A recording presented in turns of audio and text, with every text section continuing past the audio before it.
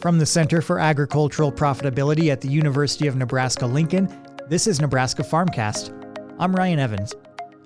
When fences become damaged following a disaster, it's important for landowners and livestock owners to be aware of Nebraska fence law and considerations, including for possible replacement assistance as the damage is assessed.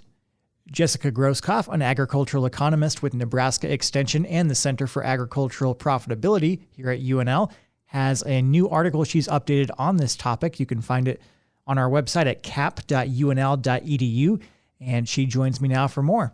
Hi, Jessica. Hey, Ryan. Thanks for joining me. So what does Nebraska law say about the livestock owner's responsibility for keeping their animals under control? Is fencing required? Yeah, so I think it's a misconception. Nebraska law actually does not specifically require livestock owners to fence in their livestock, but it's practical, right? So it's common that we're fencing in. So they are required, though, to use reasonable care to prevent livestock from escaping their control. So the most common way to do that, of course, is fences. And so how does Nebraska law address shared property lines when it comes to who's responsible for the fence when there are multiple landowners on different sides of it? So in Nebraska, we follow what we call the right-hand rule. And it's a rule of thumb that states that if a property owner goes to the center of their shared fence line facing towards their neighbor, they will be responsible for the fence line to their right. And so that's where the maintenance comes from. Of course, if there's trouble, right, something happens, it's never that the bull goes through the right hand of your fence. So it's a rule of thumb, and basically just means that you're responsible for that half of the fence line. But the reality is when it's time for a repair or something happens, that those property owners are going to share that expense by splitting it equally to establish and maintain that fence line to divide their property, unless they agree otherwise. And are there restrictions then that define the type of fencing that must be used? So it's really interesting that it depends on how that fence is going to be paid for. If one person out of those parties wants to just pay for the entire dividing line fence, then the statute doesn't restrict the type of fence that can be built. But if one neighbor wants to split that expense with the other neighbor, there are actual restrictions, and those are that it must be at least a 4-wire fence with number 9 fencing wire attached to posts no more than 16.5 feet apart, with a stake between every 2 posts. So it is kind of interesting that Nebraska law still has those kinds of regulations. Yeah, and does the law provide one landowner any recourse if the other landowner does not agree to play along and pay for fence maintenance or repairs or new fencing? Yeah, so let's say that you guys don't agree.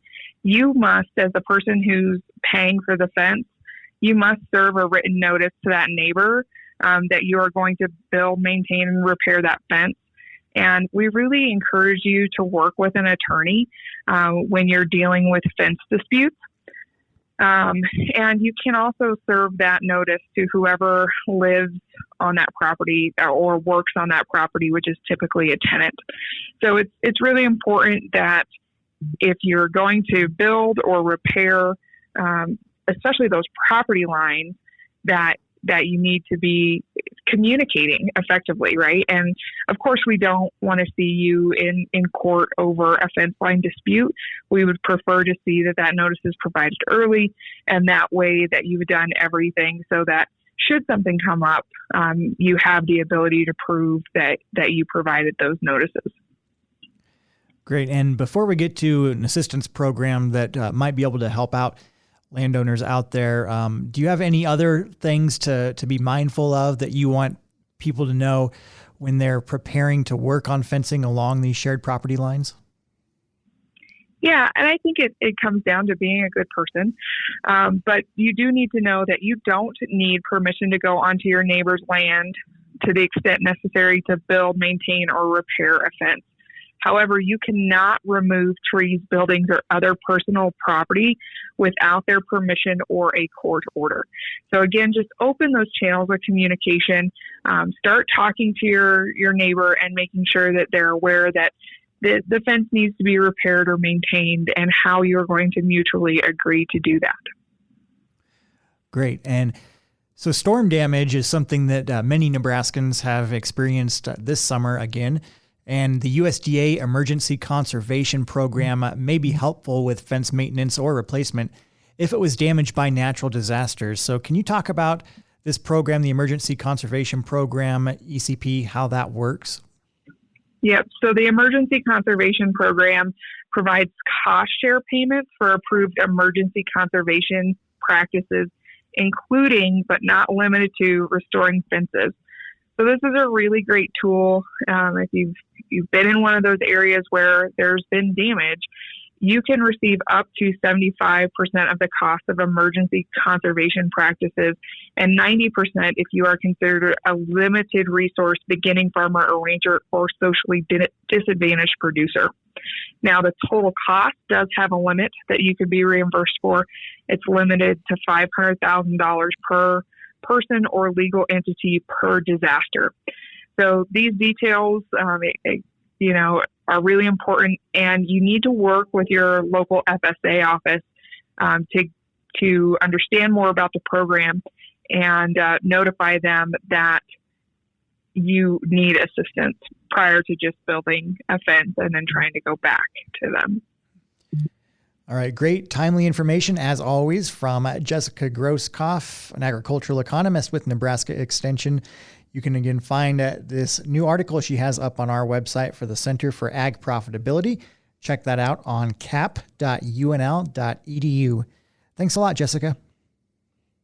Thanks, Ryan. Nebraska Farmcast is a production of the Center for Agricultural Profitability at the University of Nebraska-Lincoln. For the latest research-based information and education resources to manage your farm or ranch operation, visit our website at cap.unl.edu. That's cap.unl.edu.